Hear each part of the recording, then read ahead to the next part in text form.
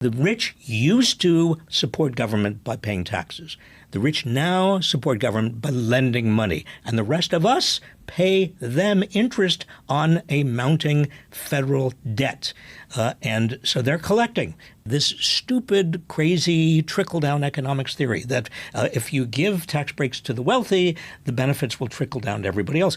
It has never worked. It is a hoax. This is part one of this lesson, which I'm so into. Rich people used to pay in more to the federal government. That would be used for things that we need, healthcare, Social Security, building roads. So they used to pay more. Now they pay less. Then they get all these tax cuts. So they've got all this money to play with. And what are they doing with that money to then still get richer?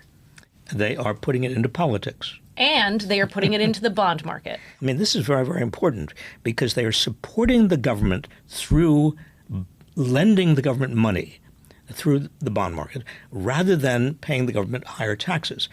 And that means that when you have a huge federal budget deficit and a huge debt, and when people are nervous about inflation and the bond market long-term interest rates start going up, and the government has to pay more to the people who are lending it money.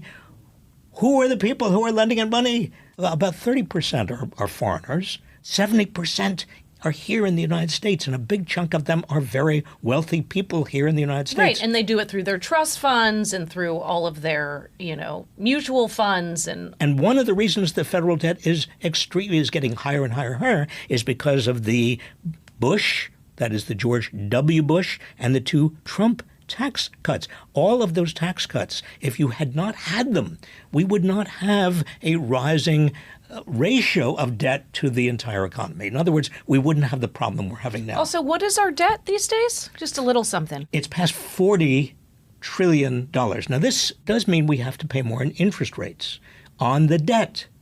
And those interest rates on the debt, those interest payments go to the very wealthy who got the tax cuts that created a lot of the debt to begin with.